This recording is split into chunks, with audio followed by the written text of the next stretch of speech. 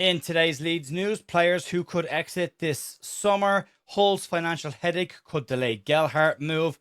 Lienou's opportunity. Brolin comments on Gudmundsson. And can you trust the 49ers transfer strategy this summer?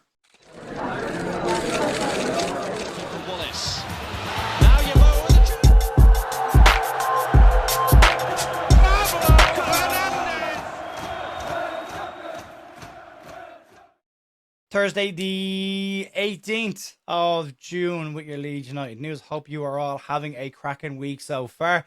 We've got a bit of stuff to get stuck into today. We will have some version of a podcast out tonight looking at the Leeds United squad of who do you keep, who do you sell, who do you loan out, and what do we need to bring in. Myself and Paul will likely get stuck into that a little bit later on. You can join us for that if you want to. There is big up streams as well happening. All the details in the post section of the YouTube page. You can check that out if you want it as well. And also, we've got a partnership with OK Jersey. 15% off World Cup international shirts only. Using the code JER15 in your checkout basket for that one. You can check it out if you want it. Right, bit of stuff to get stuck into. But before that, congratulations to Pascal Struijk and his new wife on tying the knot this week. He is off on his honeymoon, so contract talks are likely on hold or have been on hold while he has been planning for his wedding. So massive congratulations to Pascal Struijk. They're all getting married. Wedding season is in full flight. So, yeah, that's the story with them. Let's get stuck into today's news. And we're going to start with a piece from Isaac Johnson around players that could leave this summer. The Leeds record in selling players to generate funds hasn't exactly been what you'd classify as stellar over the past few years. If you exclude the likes of Rutter, Somerville and Archie Gray, who all left the exact same summer after Leeds failed to get out of the Championship, it's not been amazing since then. Maybe Glenn Kamara showed some wheeling and dealing ability from the recruitment team to sell players, but you're now walking into a summer where SCR is replacing PSR and Parag Marathe has made comments about exits of players, and this summer gives Leeds United a market opportunity to try and bring in some additional cash, remove the players that are not part of Daniel Farke's plans, and strengthening it to have a stronger year again next season. Isaac Johnson has a piece out today in Leeds Live that has a look at the players that could exit the club this summer. So we thought we'd have a little bit of a look at it. And Leeds do need to get this one right. They do need to bring in money for players that are not playing. That is one area to keep a strong look at this summer. We'll start off, we'll do this loan watch style. We'll start off with Joe Piroe. He had 2 league starts under his belt last season. Third choice striker. He was limited to minutes to just mostly the FA Cup and the odd substitute appearance. Heavily linked with an exit away from the club. Said he would review his own situation this summer. He is likely to go and there is interest in him. The fee, that depends. Anything between 8 to 10 million pounds. Leeds would obviously want 10.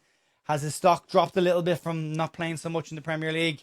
That remains to be seen, but everyone knows what a proven entity he is in the Championship. The next one is Jack Harrison, returning to Leeds United, but we know is not part of the plans. An exit is expected. The issue here is what can Leeds United get for him and who's interested in buying him. Decent loan of Fiorentina.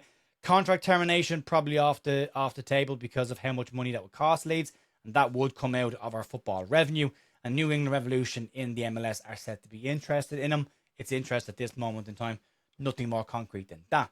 The next one, the most likely one, is Joe Gelhardt. We talked about this at length at this stage. However, Hull want to spend between 5 to 7 million pounds on Joe Gelhardt, which is an interesting amount of money when you see what he did for Hull last season and the fact that Hull have announced their transfer budget to the entire world. There are other clubs interested in Joffrey as well, but we've got more detail on that in a couple of minutes' time. Brendan Aaronson's probably the next one that's interesting. 1 year left on his current deal. We know Daniel Farke likes him. Leeds have between now and January to either sell Brendan Aaronson or lock him down to a new contract. If he decides he wants a new challenge or wants to explore the market, then Leeds will likely sell him this summer. And if Leeds decide they don't want to give him a new contract, then Leeds will sell him again this summer. This will come down to both parties agreeing, do they see a way forward together. Pascal Struijk falls into this bracket as well. 1 year left on his deal. Very similar to Aronson. We know Leeds want to keep him. That's the only difference in this situation. As I say, he's off on his honeymoon now, so he's likely sitting by a pool, and Leeds are very far from his thoughts at this moment in time. But that's an interesting one. He might want a new challenge. We've talked about it. We'd have to keep an eye on that one. Wilfred Gnonto. The best way to describe Willie Gnonto's situation this summer is uncertain. There is interest in him in Germany. Leeds won't sell him on the cheap. But he's not had a huge amount of football, and he will want to go and play football somewhere if it's not going to be at Leeds United. The issue here is going to be, can a club match Leeds United's evaluation of Willie Gnonto and get the move that everybody wants for him, assuming he's not going to be part of Leeds' plans next season. Max Fober is one of the ones that's going to be troublesome. He's got 2 years left on his Leeds United contract, had a failed loan last year because of injuries, has managed 12 games in 2 years, and is likely to leave the club. But a loan move at this point doesn't help Leeds really, unless they just want to get wages off the books for the years, and they've just written off the chances of getting any kind of money in for Max Fober at this time. So that's one that's going to be a problem. Isaac Schmidt probably in that bracket as well, in and out with the Werder Bremen side last season on loan. Didn't do enough to seal a permanent move. Probably didn't do enough to be highlighted for any other club either, and didn't make the World Cup squad that he was hoping to make with Switzerland. So that's one likely to come back. Cost Leeds very little amount of money, so any kind of a sale value on Schmidt would likely bring in a bit of profit there. And Larry Ramazani is the bigger one. Leeds will likely get their valuation for Ramazani. He is a player that has plenty of interest in him, had a good loan at Valencia, especially once he got over his initial injuries and got into that squad. So there is here. The other ones are worth keeping an eye on. The Carl Darrow situation, as we know, possible free agent. Lucas Perry's situation, depending on what Leeds decide they want to do with that and whether he wants to go and be a first choice somewhere, if he's not going to get it at Leeds. Sebastian Barnell talked earlier this year about wanting more minutes. So that's one to keep an eye on. And then Lucas Mecha comes into the last 12 months of his deal along with Ilya Gruev. No mentioning right now or any talk about extensions to their contract. So do Leeds let them run down? Mecha cost Leeds nothing. Do they let it run down and let them go for nothing? Will be an interesting one to have a look at. But the financial perspective of this is the whole point of this story and talking about it.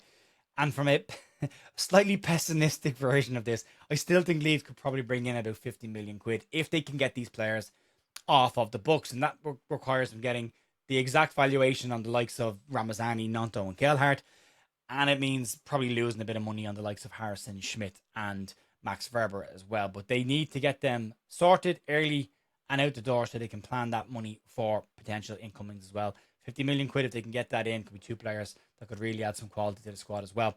Let's talk about Joe Gelhardt's situation though. This is a really interesting one. Hull City's owner told the world a couple of weeks ago that he had a transfer kitty this summer of around £220 million. Now, subsequently, since he made those comments, it has come out that he misspoke and he mixed up euros with pounds. So he's probably looking at about 180, 185 million pounds to spend this summer, which is closer to what Sunderland had last summer. That adds up more than 220 given the PSR situation. However, telling people your total transfers budget for a summer weakens your hands in negotiations. I mean, you're telling them exactly what you've got to spend, and clubs are going to look for more money off you by doing so. However, that's not the only issue that Hull have right now. And especially if they want to bring in Joe Gelhardt, which we know they do, they might have to wait and sort their finances out first before they can do that. Graham Smith in the Yorkshire Evening Post today has a piece that looks at Hull City's owners' admission that they overspent last year and they need to get players off their books and sell them before the July 1st PSR deadline. And that date's becoming, again, more and more prevalent every year. It's kind of a realistic transfer date more so than the transfer window opening. That's when clubs will start to make their moves or announce deals. So they were under a transfer embargo all year for financial issues. If they end up on the wrong side of PSR again this year, bearing in mind that now carries over to the Premier League from the Championship, they could be really impacted this summer. So Hull have admitted they do need to sell players before they can even look at bringing anybody in, and that transfer kitty comes into play. So if they want to bring Joe Gelhardt in, he wants to go back. They want him. They're adamant that they want him. They will need to sort out the finances, and that will likely delay a move at least until after July 1st, which is probably, as I say, the most realistic date when it comes to summer transfers. Anyway, anyone who's got deals done probably won't start announcing them until the 1st of July. They might have agreed contracts already. We'll see what happens. Free agents as well, 1st of July. Now, of course, anybody can announce them before then, and it'll kick in on that date, but it's the more realistic date. So Joffrey will likely go from Leeds. He'll likely go to Hull City. But the finances are going to be an interesting one to keep an eye on. Not just from whether they can spend any money at all this summer, but once they get the go or no go on that situation, what it looks like for a newly promoted side that will be competing down the bottom end of the league and hopefully well below Leeds United next season. Let's move on. Jayden Lienou's had a very strong couple of months when it comes to international football and Leeds United. He's now got some more good news. He's had a spot on the Leeds United bench for the West Ham United game, and he was called up to the Welsh senior squad for their friendlies this month, and he has now been included in the Welsh under-19 squad for the UEFA Under-19 Championships this summer. Lienou is still only 18 years of age, so a very smart move taking a player that's knocking on the door of senior international football and bringing him into that under-19 squad. He will add a huge amount of value. He was very good for Leeds this season at under-21 level, and he is expected to take up some form of a leadership role within that group as well. We will keep an eye on it, but a massive congratulations to Jayden Lienou and best of luck in the tournament. Let's move on. It's not often you get to talk about Thomas Brolin when it comes to Leeds United anymore, but there is a story today connecting him back to Leeds. The Brolin transfer that everyone thought was going to be fantastic for the club, that ultimately ended up being a bit of a damn squib. I really liked Thomas Brolin. I really did. And I was really excited to get him at Leeds. Disappointing what happened in the end of it. But he was speaking recently about fellow Swede Gelhardt Gudmundsson, and he's given Leeds credit for improving and increasing his development since he joined the club and becoming a very important part of the Swedish national side. Gelhardt didn't have probably what you'd call the best opening game for Sweden in the World Cup. He was struggling coming into the game with a bit of an illness, and he then suffered a bit from cramping, and bearing in mind he missed the back end of the season for Leeds as well with injuries that all stacked up. But he is said to be okay, and he is likely to be involved in their next World Cup match. But Brolin, who played with Gelhardt Gudmundsson's father, knows him quite well, and he's been speaking about Gelhardt to the YEP. He had the following to say: "You can tell that he has developed a lot during his year at Leeds United in the Premier League, and this is just the beginning for him. He has very good potential to become even better." Now, Brolin at his peak was a hell of a player, and especially for the Swedish side, he was one of the standout players in a very good Swedish team at that time. So giving any kind of praise to a current Swedish player is high praise from a player that is labelled as a Swedish legend, and he should be. He had some phenomenal tournaments when he was at his peak. But yeah, we all know how good Gelhardt Gudmundsson's been for Leeds over the last 12 months. We've seen the improvement. Everyone's talked about the improvement since he joined Leeds. We saw it over the course of the season. We all expect more from Gelhardt Gudmundsson heading into next season as well. Maybe a few more assists and a few more goals would be nice to add to that. He always has the pass before the pass for the goal. Doesn't always get the credit he deserves, but yeah, hopefully more to come from Gelhardt next summer. Let's move on to the final story today. So we've got an SCR and a World Cup kicking in, and that's likely to just delay everybody's transfers. And as we said, likely till the 1st of July anyway. And the window will probably just kick into action at that moment in time. Now, last summer, the Leeds United ownership and the recruitment team got a bit of stick online. There were a lot of people who criticised it. They said that Leeds were doing it on the cheap. It was a failed window, didn't spend enough money, and didn't give Daniel Farke everything that he needed to be a success last season. Now, outside the last one on that, you could probably argue, yeah, he definitely needed another number 10, which is why they went into the market in January. But outside of that one, the rest of them ended up proving not to be the case. You ended up with a summer, looking back on it now, that consisted of clever spending, building a foundation, and bringing in players who could have an impact in the Premier League. So the truth is, looking back on it, it was a very good first transfer window back in the Premier League for the ownership. So with this summer, everyone's eyes are locked on it yet again, and it's, what have you done for me lately, as I keep saying? And a bad window can change how everyone feels about you around the place. But right now, the 49ers stock is probably at the highest it's been with the fan base. And Prag Marat, did say, though, with SCR, things are a little bit tighter, but we do have enough to do what we need. And that's all we need to look at. Leeds Live's Isaac Johnson's had a bit of a deeper look at this today and highlights the bargains that the owners have brought in over the last couple of seasons. And the doing it in the cheap argument kind of falls away, or at least the implication that doing it on the cheap means bringing in less quality falls away. You've eaten Ampadu 7 million quid, Tanaka 3 million quid, Bogle 5 million quid, James Justin 8 million quid, and then you add to that DCL on a free, Lucas Mecha on a free, and you could even throw a few others in there as well. You could throw Ilya Groove into that mix if you wanted to as well. The only kind of misses have probably been the likes of Isaac Schmidt and Facundo Buenanotte.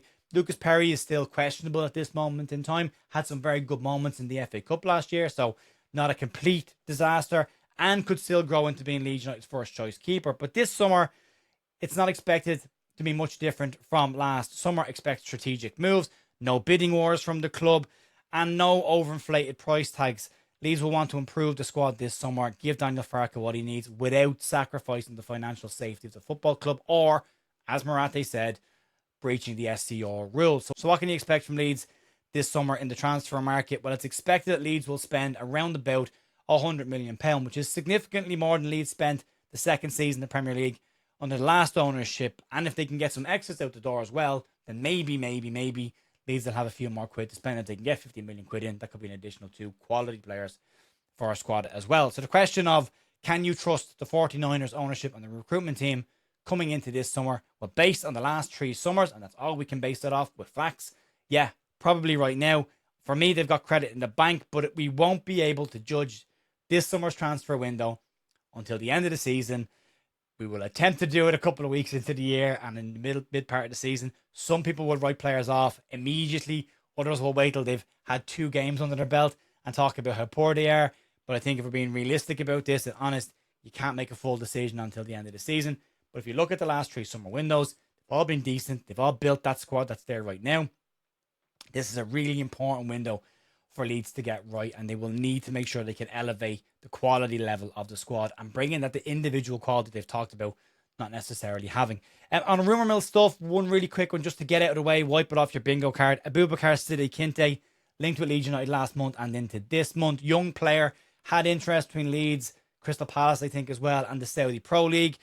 He's chosen the Saudi Pro League. He has signed a deal with Al Ahly and he will join them. He's gone for the money over the league, which we said might be a situation when it popped up. So he can write Abubakar Sidi Kinte off of your summer transfer bingo card for this year. That'll be it for me today, folks. Back with the loan, keep, sell podcast later on today. Keep an eye out for that if you want it. Outside that, enjoy the rest of your day. I'll talk to you soon. See you later. Bye.